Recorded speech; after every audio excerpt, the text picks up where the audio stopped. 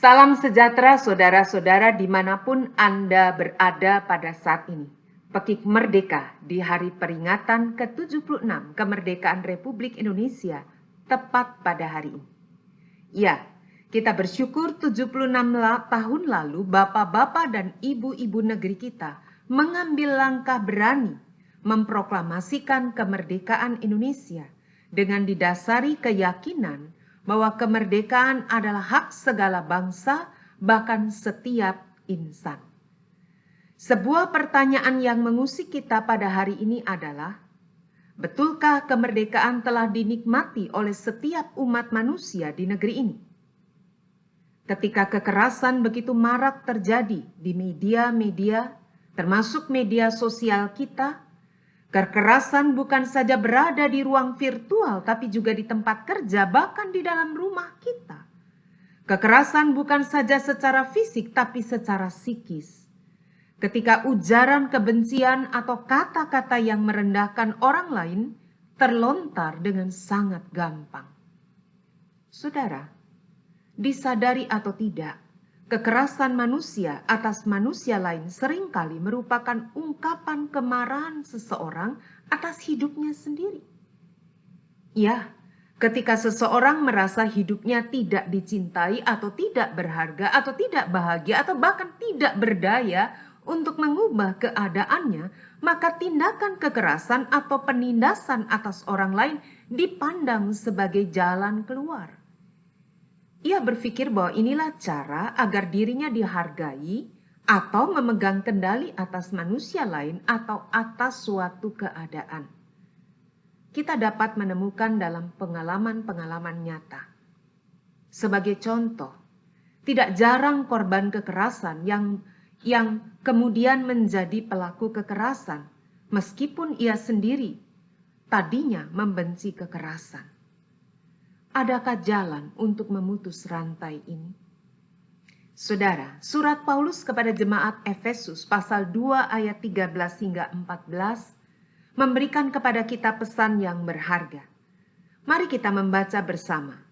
Efesus 2 ayat 13 hingga ayat 14. Tetapi sekarang di dalam Kristus Yesus, kamu yang dahulu jauh sudah menjadi dekat oleh darah Kristus.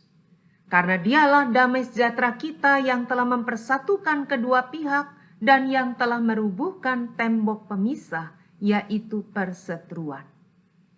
Selanjutnya kita dapat menemukan Rasul Paulus menjelaskan apa yang terjadi lewat kematian Kristus. Kematian Kristus untuk menebus dosa kita adalah bukti konkret bahwa kasih-Nya benar-benar tanpa batas. Kematian Kristus telah merobohkan tembok perseteruan, bahkan membuat mereka yang dahulu jauh menjadi dekat.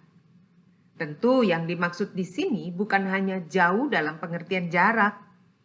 Orang bisa saja berdekatan, tapi hatinya terpisah satu sama lain, bukan?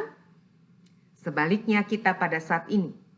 Kita berada dalam jarak yang terbentang lebar, namun kasih Kristus telah mendekatkan kita, bahkan mempersatukan kita. Ya, kasih Allah tak pernah kurang. Ia selalu cukup bagi kita, sehingga kita tak perlu berebut, apalagi menindas atau meniadakan orang lain hanya untuk memperoleh kasih-Nya. Kita tak ragu bahwa Paulus yang menuliskan surat ini telah membuktikan dengan jelas bagaimana Allah mengasihi setiap orang tanpa batas. Kita tahu di dalam tuntunan Roh Kudus, Paulus menjalankan tugasnya sebagai pewarta kabar baik yang benar-benar tak terbatas, termasuk bagi orang bukan Yahudi. Kita tahu bahwa surat Efesus kemungkinan besar ditulis saat Paulus berada di penjara kota Roma. Kekaisaran Romawi pada masa itu sangat membanggakan semboyan Pax Romana alias perdamaian Roma. Namun kita tahu pada dasarnya ini hanyalah perdamaian yang semu. Ya, mana mungkin akan terjadi perdamaian ketika banyak orang berada di bawah tekanan dan ketakutan. Bukan rahasia lagi untuk mencapai apa yang disebut sebagai Pax Romana, maka pemerintah Romawi harus membayar mahal para petugas keamanan yang tidak segan-segan melakukan kekerasan demi menjamin tidak ada pemberontakan alias tetap berada di dalam keadaan damai. Sementara itu, apakah rakyat di bawah tetap hidup dalam damai atau tidak, tidaklah penting. Mazmur 85 ayat 11 memberikan kepada kita sebuah pesan yang berharga. Mari kita baca. Kasih dan kesetiaan akan bertemu. Keadilan dan damai sejahtera akan bercium-ciuman. Ya, di mana ada keadilan, di sana ada damai sejahtera. Damai sejahtera tak mungkin terjadi jika tak ada keadilan. Sama halnya kesetiaan hanya mungkin ketika ada kasih. Saudara, inilah panggilan Tuhan bagi kita. Kita dapat melakukan melalui tindakan sehari-hari. Untuk apapun yang kita lakukan, baik bagi diri kita maupun sesama, bahkan setiap makhluk, kita dapat bertanya, apakah tindakan saya ini adil bagi diri saya dan bagi mereka? Dan apakah tindakan saya ini merupakan ungkapan kasih Tuhan melalui diri saya kepada mereka? Mari kita berdoa. Ya Tuhan, bimbinglah kami, agar melalui setiap apapun yang kami lakukan, nyata kasih Tuhan yang tanpa batas itu menjumpai banyak orang tanpa batas juga. Kasih Allah boleh memeluk mereka, kasih Allah boleh meraih mereka. Jadikanlah kami ya Tuhan, jalan bagi damai sejahtera Tuhan. Bimbinglah kami untuk selalu bertindak adil dalam apapun yang kami lakukan. Kami mohon, dalam nama Tuhan Yesus. Amin.